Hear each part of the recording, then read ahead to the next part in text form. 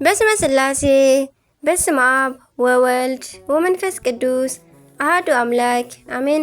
ሰላም እግዚአብሔር አምላክ ምስክላትኩም ይኹን። ስዝራ እግዚአብሔር አምላክ ከመይ ውዒልኩም? አነ እግዚአብሔር ይመስገን። ክብሪ ይስባሕ መድኃኔዓለም አቦይ ልዑል እግዚአብሔር አምላኽና ክሳብ ሰዓት እዚኣ እትጸንሕ እስትንፋስ ዓዲሉ ብጸጋን ብጥዕናን ስለዝዓቀበናን ዘጽንሐናን ክብርን ምስጋናን አምልኮን ውዳሴን ንዘለዓለም ንዑ ይኹኖ። ከምውን ነታረረት ህሊና ቅድስተ ቅዱሳን ንጽሕተ ንጹሃን ወላዲተ አምላኽ ወላዲተ ቃል ዝኾነት ቅድስቲ ኪዳነ ምሕረት አዴ ቅዱስ ወዳ ብዝሃባ ክብርን ምስጋናን ውዳሴን ይብጽሓያ። ከምውን ኩሎም ቅዱሳና እግዚአብሔር አምላኽና ብዝሃቦም ጸጋን ብዝሃቦም ክብርን ከከም መዓርጎም ክብርን ምስጋናን ንዘለዓለም ንዖም ይኹን አሜን። ሰነ 13 ናይ ዕለቱ ስንክሳር ድሰምዕ ዘንብብ ፍቅሪ ጎይታ ኣብ ልቡ ይዕንብብ ሓለዋን ጸሎትን ናይ ቅዱሳን ድማ ይረክብ። ዝክረ ጻድቅ ለዓለም የሉ ዝኽረ ናይ ጻድቅ ንዓለም ይዝነብር። ካብ ኩሉ ክፉእ ዘበለ ክድሕኑ ንቅዱሳን ተማሕፀኑ አሜን። በስመ አብ ወወልድ ወመንፈስ ቅዱስ አሐዱ አምላክ አሜን።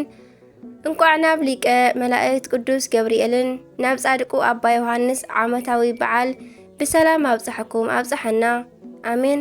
ቅዱስ ገብርኤል ሊቀ መላእክት ቅዱስ ገብርኤል ኣብ ራማ ካብ ዝነበሩ ሊቃናት ሓደ እዩ። ኣብ ልዕሊ ኣርባብ ዝተባሃሉ 10 ነገዳት ሓለቕነት ዝተሸሙ እዩ። ናይ ስሙ ትርጉም እግዚአብሔር እግዚእ ወገብር ጎይታን ኣገልጋልን ከምኡውን ኣምላኽ ወሰብእ ናይ ኣምላኽ ሰብን ሰብ ምዃን ማለት እዩ።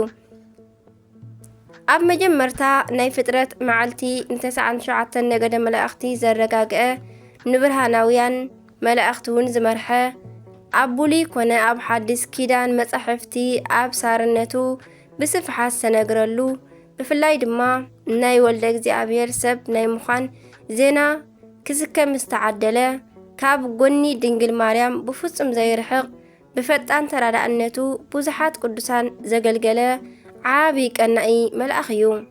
በዛ ዕለት እግዚአብሔር ንቅዱስ ገብርኤል ናብ ባቢሎን ለኣኾ እሞ ሊቀ መላእክት ቅዱስ ሚካኤል ድማ ንነቢ ዳንኤል ካብ ኣፍ ኣናብስቲ ከም ዘድሓኖ መጽሓፍ ቅዱስ ይነጊረና እዩ።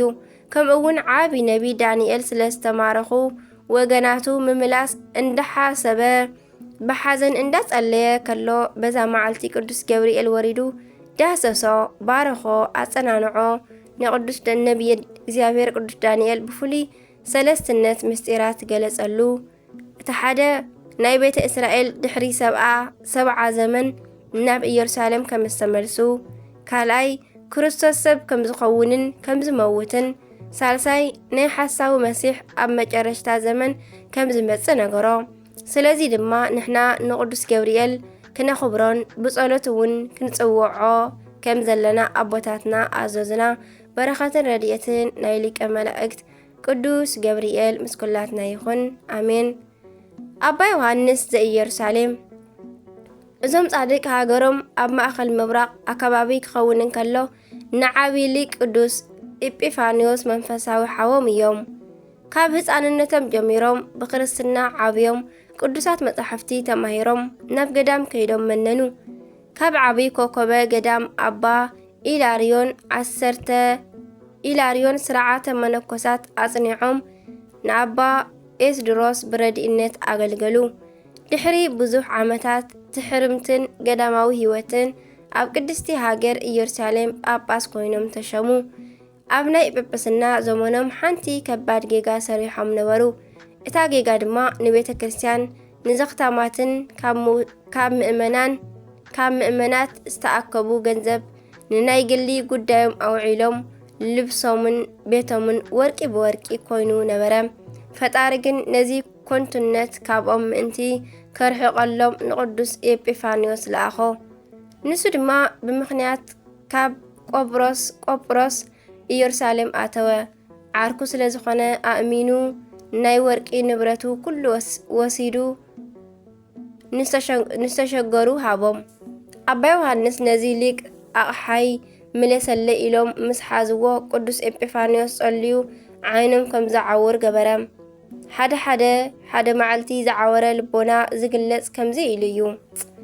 ኣብ ውሽጢ ደቃይቕ ዓይነ ስውር ዝኾኑ ኣባ ዮሐንስ በኸዩ። እዚ ሊቅ ከዓ ራህራሃሉ ኣማልደኒ በልዎ ንሱ ድማ ጸልዩ ሓንቲ ዓይኖም ጥራሕ አብርሃሎም ንምንታይ በልዎ ተግሳጽ እዩ በሎም። ድሕሪዛ መዓልቲ ኣባ ዮሃንስ ናብ ልቦም ተመልሱ እሞ ቤቶም ገዳም ገበርዎ። ብዘደንቕ ቅድስና ብፍቕሪ ሃዋርያዊ ኣገልግሎት ድማ ንምእመናን ኣገልግሎም በዛ መዓልቲ እዚኣ ኣብ ጽቡቕ ሽምግልና ዓረፉ። በረኸቶም ይሕደረና። ናይ ሊቀ መላእክት ቅዱስ ገብርኤል ረድኤት፣ ናይ ኣባ ዮሃንስ በረከት፣ ናይ ቅዱስ ኣቡነ ዘርአብሩኽ፣ ናይ ቅዱስ ሩፋኤል ወርሓዊ በዓሎም ናይ ኩሎም በዝሎማዓንቲ ዝውዕሉ ቅዱሳና በረኸቶም ይሕደረና። ካብ ጸሎቶም ካብ ተራዳእነቶም ድማ ይኽፈለና ኣሜን። ሰኔ 13 ዝኽበሩ ዓመታዊ ናይ ቅዱሳን በዓላት ቅዱስ ገብርኤል ሊቀ መላእክት ናብ ቅዱስ ዳንኤል ነቢ ዳንኤል ዝወረደሉ፣ ኣባ ዮሃንስ ዘኢየሩሳሌም፣ ኣቦና ቃይናን ካብ ኣዳም ራብዓይ ትውልዲ፣ ኣባ ማትያስ ጻድቅ። ወርሓዊ በዓላት ድማ እግዚአብሔር አብ፣ ቅዱስ ሩፋኤል ሊቀ መላእክት፣ 99 ነገደ መላእክት፣ ቅዱስ አስከናፍር፣ 13 ግሁሳን አቦታት፣ ቅዱስ አርሳኒዮስ ጠቢብ ገዳማዊ፣ አቡነ ዘርአብሩክ አሜን። ዓዊለ እጽሊ ኃጢአተይን ኃጢአት ህዝበይን እስራኤልን እናዝዝ ስለ እታ ቅድስቲ ደብሪ አምላኸይ ኣብ ቅድሚ እግዚአብሔር አምላኸይ እምህለል ነበርኩ።